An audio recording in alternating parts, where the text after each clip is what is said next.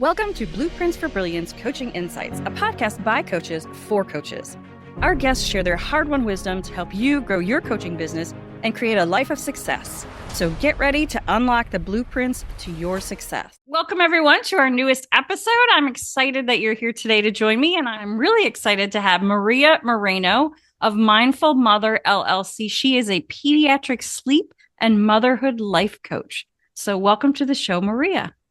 Thank you so much for having me. I'm very excited to be here. Lovely. So tell us how you became a pediatric sleep and motherhood life coach and what that is exactly. Before this, I was actually a middle school and high school art teacher. I have my master's in that, and I've been working with kids for over 16 years for all ages. And this kind of like was a new ground for me, right? And so I actually became pregnant during the pandemic. Unfortunately, I had a miscarriage. And I didn't even know that you can get postpartum depression without actually having the physical baby, right? Because, of course, the knowledge tends to be or at least the information tends to be very little, especially for new moms, right? And I was here by myself in the apartment. My doctors at that moment, I did switch, but they told me, oh, just rest. You should be fine.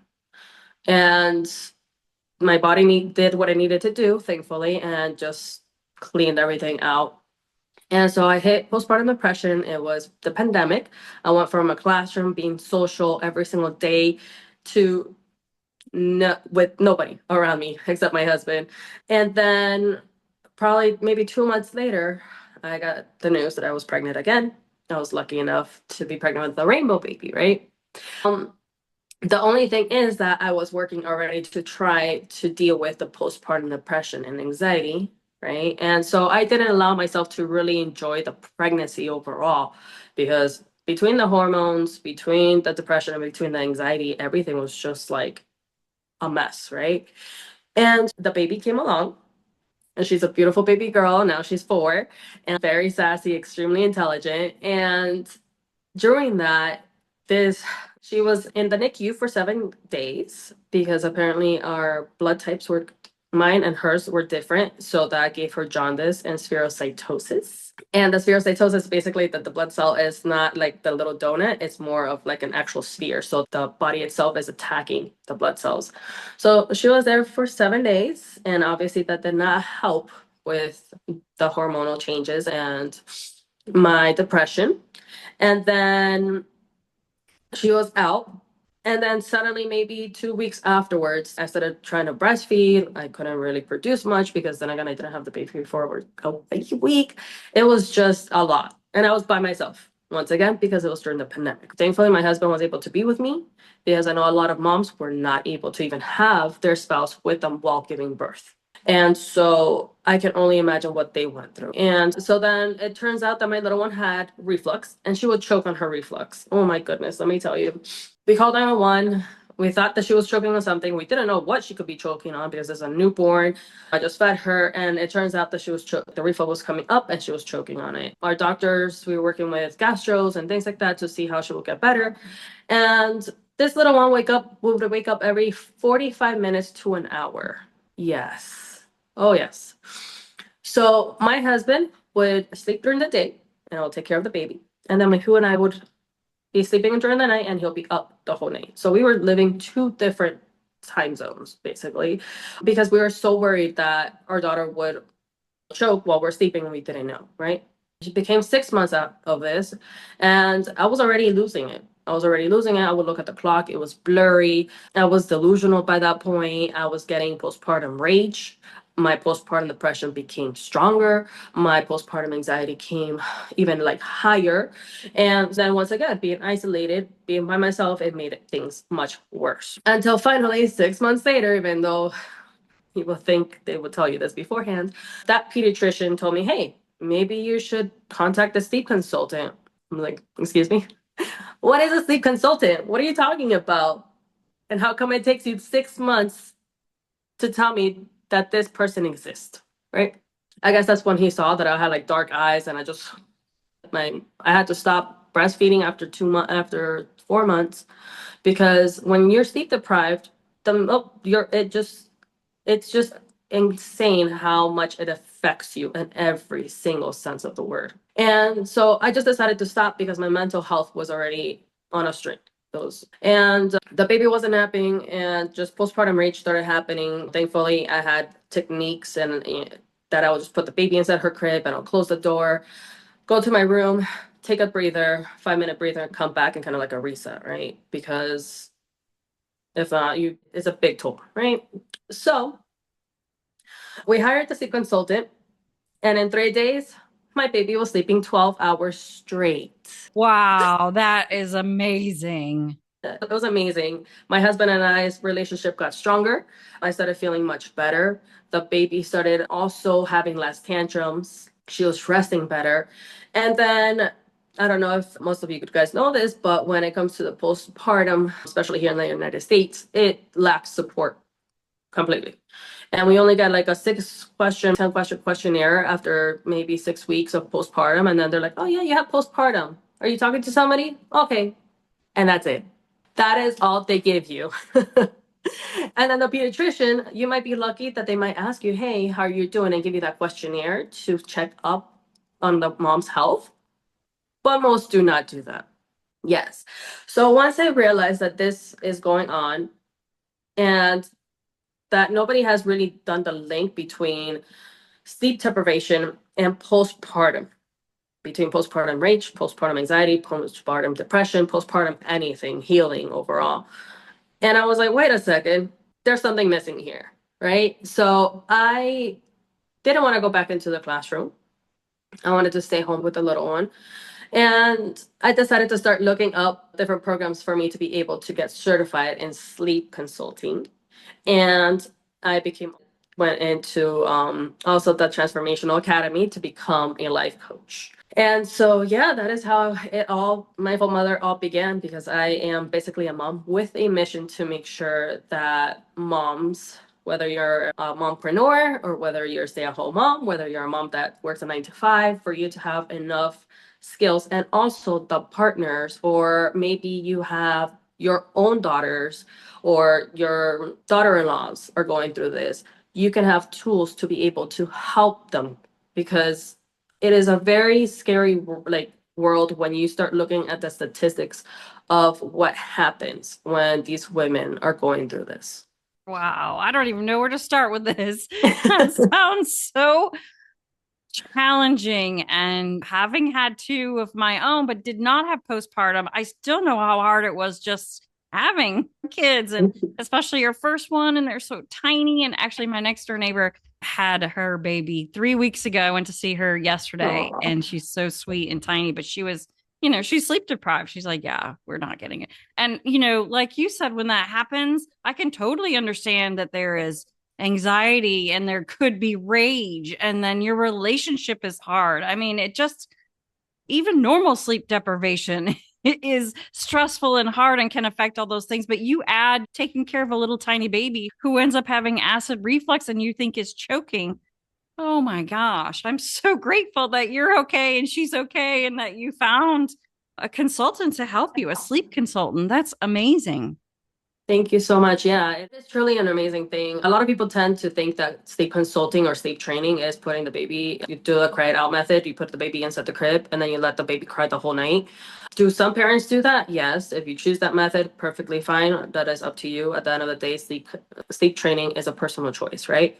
I, for one, since I was going through postpartum depression and anxiety, that was not a method that I was okay with. With both of my kids, just hearing them cry, my whole spinal cord just tingles. I just personally cannot handle that. And thankfully, this sleep consultant, and now what I do is that I teach moms different, more gentle methods that you can actually be with your baby throughout the sleep training process. So at the end of the day, you have different options to be able to help your little one become an independent sleeper, while you also feeling that you are supporting the baby the way that you need it to be. Yeah, I can totally relate to that. When I remember when I had my first one, every time she cried, like my stomach would just tighten up, like, oh, I need to be there. And I didn't. I tried not to be the mom that rushed in, but it was just so, because like you said, all those hormones are raging. It's so emotional, overly emotional, and in some ways very beautiful, in other ways very stressful. And my next door neighbor, like I was saying, she said, baby likes to sleep all day and stay up all night. And it's so interesting. People think sleep is like a luxury, but I think we need to turn that around and understand that sleep is a necessity. Yes, extended sleep and, over extended period of times is a bit of a luxury. Sleep all you want on your holiday if you can. But every day, sleep is so essential for so many things in your body. Yeah, I mean, just overall, even if you don't have kids, like you said before, it's just like eating, just like drinking water, just like exercising. All of these things is an essential for your body. And then if you start looking at the studies and what sleep does for you as an adult, it's mind blowing. And then you start adding, and then you start thinking about, okay, what happens to the mom that just gave birth? Think about all the hormonal changes that it goes from like literally 100 to 0 out of nowhere in a matter of seconds because they're taking out the baby and your hormones just drop. And so it's a huge change. And here's a fun fact: women actually need more sleep than men. And so because your body needs time to be able to basically help your hormonal changes to be able to get back to what it needs to be. Yeah. Yeah, that totally makes sense. Yeah, those guys think that they need a lot of sleep, but they really don't. Oh my gosh. Yeah, so scary when you got that little one, especially that first little one. You just, everything is so heightened. And if you're not in the right state of mind, that's not a good place to be. So tell me a little bit about maybe a client or two of yours that came to you and said, I'm in a state, how you were able to help them. Okay, one specifically comes to mind. I met her when she had her little one. She was 5 months at that moment. And then she tells me that she was actually pregnant as well. So she was having Irish twins. Yes. So the second baby was gonna be born before the first baby will even turn 1. So at that moment when I talked to her, she was like, yeah, he doesn't really sleep good. He needs me to sleep with him. But if not, he's gonna wake up and things like that. And I was like, okay, well, I gave her a couple of tips and then I was like, here's my number. Let's schedule because I do offer a 15-minute free consultation so that way we can, if it's something an easy fix, I'll be more than happy to just give you the easy fix. But if it's a little bit longer, I will let you know that these are the goals and this is where you can be. And so this mom was like, you know what, right now I don't have the financials for it, but I think I should be fine. Perfect, no worries. And I think maybe 6 months later, maybe a month before she actually gave birth, she calls me and she tells me, listen, I am very worried because he's still not sleeping and I'm about to have a newborn. And we all know that the newborns have to wake up 2 to 3 hours to feed. And if he's not sleeping, she's not resting, you have a newborn, that's a lot. Okay. And then on top of that, her partner actually had to work at nights. So there was a lot going on and she was basically by herself. And so I work with her. Usually my for the sleep consultant is usually like 1 to 2 weeks of support because usually by the first week they tend to start sleeping by themselves, depending which method they use. But usually by 3 to a week, they tend to start sleeping and throughout the whole night. And so the only situation with her was obviously that she was ready to give birth at any moment, right? So we were trying to start transitioning him. They did have him before on a mattress, on a floor bed, because they thought that, oh, okay, he's about to be 1, so he can get out of the crib. I was like, no, we need to put him back into the crib. If he's not climbing out and there's no safety issues, or you don't need the crib right now, he needs to go back into the crib, right? He needs to have his own space so that way he can start familiarizing with him and things like that. And thankfully, we worked with him for a little bit. And then once she gave birth, I kept working with her to make sure that they had a new routine with the baby and making sure that by that point, I actually started a 6-week program for moms as a motherhood life coach to be able to help with scenarios like this. So I was helping her between postpartum rage, postpartum anxiety, and then helping her little one sleep through the night and starting new healthy habits for the newborn. And yeah, so it was pretty amazing to be able to see the little one that would wake up maybe 4 to 5 times a night, or when he would realize that the mom is no longer there, he will wake up and just like run out of the room, to a baby that would sleep the whole night in his room, in his crib. Happy baby will wake up, super excited to see mom. We'll take him out, play, and have a more balance life. And then she, after I believe a few couple months that she gave birth to the second baby, she went back to work. And if you go into my website, I do have an article for those moms that go back to work, and it gives you like little tips on how to be able to work with the mom guilt that comes with that. Yep, I had that big time mom guilt. That's how I ended up becoming an entrepreneur. My second one, I was like, I'm done. I'm going to work for myself. I want to see them, and no disrespect to moms who want to go back to work. That's fantastic. If you're happy doing that, it's better to have a happy mom than a mom who's at home and miserable. Yeah. Yeah. Yeah.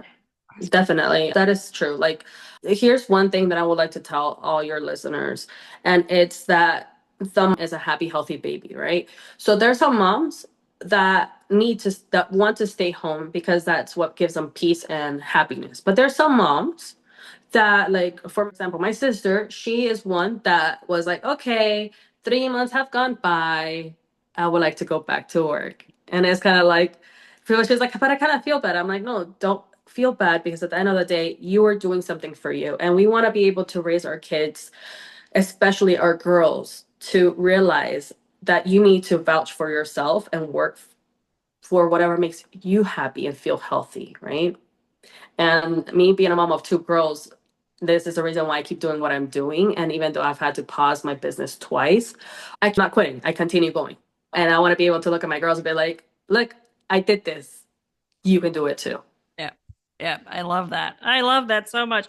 Yeah. From what I'm gathering, routine is really, really important.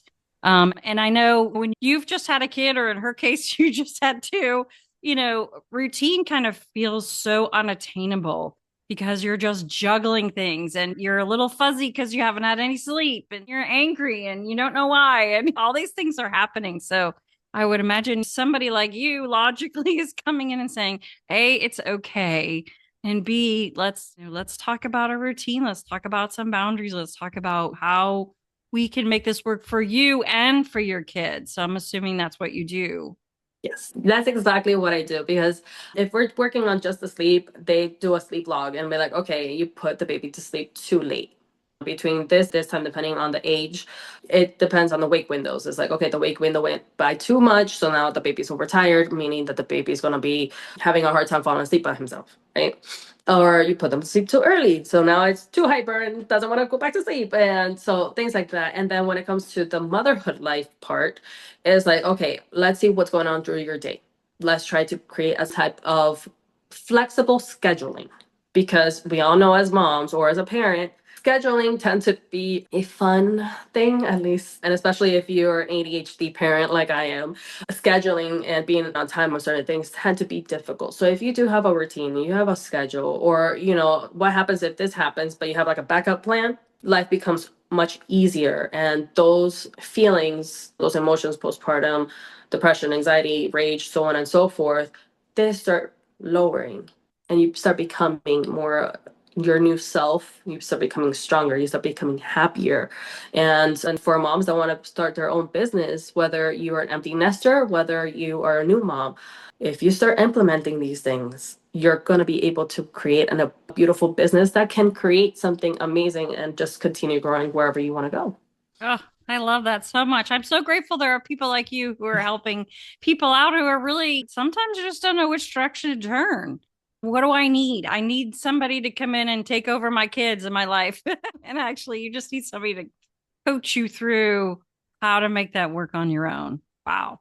So let's say there's somebody listening to this show and they are feeling the pressure and they feel like they're in that situation of, I'm angry, I'm upset, I've got a newborn, I have no routine, what would be the first thing, or at least one tip that you could give them to kind of get them in the right direction? If you're feeling and that you're in that hole specifically, I would definitely would recommend you to seek help. And the reason why is because it can become dangerous. Okay. And I've had a client that she had 3 kids, and the last one was the one that wasn't sleeping. And she was sleep deprived. She went to the mall and she just walked in. And then, like, maybe 3 minutes later, she looks around and she's like, oh my God, the baby. She went straight to the car. And thankfully, it wasn't a hot day or anything, but the baby was there. And This is her third baby. You get me? So in her mind, how in the world can this happen if this is my third baby? I should know better, right? The only thing is that the missing link is the fact that she was sleep deprived, meaning that her senses were not 100% there, right? And so by you understanding that you need rest, because at the end of the day, like you said, it's not a luxury, it's a need, right? And for your family, if you can't take care of yourself, it's going to be hard to be able to take care of anybody else. So, seek help and make sure that you have a routine, because it doesn't, like I said, I've worked with middle schoolers, high schoolers, and now newborns and toddlers, and any age. If you have a routine and a schedule, any kid or any adult will thrive. I love that. Yeah, that's so important. And I hate to say it's a horrific story and it's terrifying, but it's so probably more common than you think because, and even though it's a baby, you are in that state of not 100% there. It's dangerous to drive. It's dangerous to do, all kinds of things. They would probably say it's dangerous to use equipment. So, again, great that people like you exist. So, remind everyone when they should come to see you, like kind of where they are in their struggles, if you will, and their challenges. So actually, I'm going to be posting this questionnaire on my social media and on my website. So that way you can kind of like see where you are in this journey. But overall, if you're feeling sleep deprived, if your emotions are very unbalanced and you feel like you don't know where to go to, if your little one is waking up every hour or every 4 hours when they should be sleeping, after 6 months, they could sleep 12 hours straight. Yes. Also, if you are feeling like you're by yourself, you need somebody to talk to and actually listen to you and understand you and give you actual tools that will help you.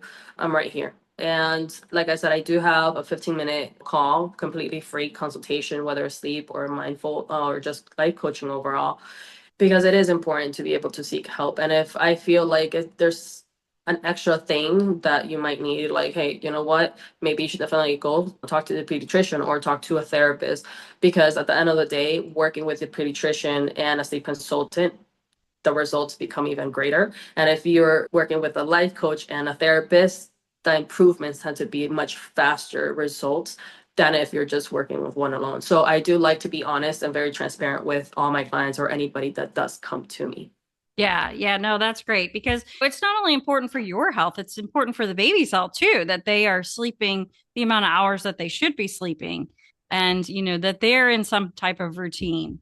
So that's fantastic. So, how would you like people to reach out to you if they say, Maria, it sounds like you are the person that I need to talk to? You said you do a free consultation?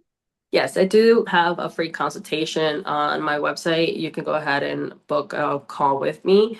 If not, you can find me on Instagram and you can just DM me and I'll be more than happy to just send you my calendar. I am trying to work in different platforms so that way anybody that does need my help, I'm there. Like, I'm just trying to be as available as I can with any parent or just specifically moms, because yes, there are some dads that are sleep deprived. And fun fact, which is not fun, but 7 out of 9 dads actually experience postpartum depression. And so a lot of dads don't tend to know that. And so if you're going through something because your wife is like going like this and then your kid is not sleeping, and if you need somebody there, like, I'll be more than happy to either help you or just refer you out. So Yeah, yeah. yeah, I get that because a lot of the focus is on the mom and the baby, but And, it's a emotional time for dads as well. mhm. And especially dads that haven't like this is their first child. I know for my husband, he has no siblings. He'd never really been around little kids. So his first thought was, oh, well, this is your thing. I'm going to stand here. And when you tell me you need me, I'll jump in. I'm like, no. I said, I need you all the time. I said, jump in. So, you got to make sure that communication is going on. And when you're sleep deprived or depressed or anxious and angry, you can't always have such good communication. Yeah, that is a key point. And thankfully, I had it with my husband because, my miscarriage, I did go to therapy and she helped me realize it. And that my husband was also kind of like going into a spiral with a postpartum depression. And thankfully, we started having these communication skills to be able to help us be in a better place in our relationship. So if, For all single moms, you guys are my superheroes, because to be honest with you, it is hard to do it overall with a partner. I can only imagine as a single mom or as a single parent overall. And so this is the reason why I created what I created, because I want to be able to give the support to any parent that is going through this. Yeah, absolutely. Well, we will put your website, your Instagram, and then where people can book a call with you, put all that in the show notes so that they can find you. And then I just have one last question, which I ask everyone, which is if you could provide the world one tip to make it a better place, what would that be? Remember that sleep and rest is not a luxury, but it's a need. Perfect. What a great way to leave this. So, Maria, thank you so much for being so vulnerable and sharing your story, because it was challenging for you and your husband, and for helping others who need your help. Thank you so much for having me. Thanks for joining us today on Blueprints for Brilliance Coaching Insights. We hope you're leaving this episode with inspiration to take your coaching business and your life to the next level. If you found value in this episode, we would love it if you would subscribe and share it with someone else who you think might benefit from hearing it. Thanks, and we'll see you in the next episode.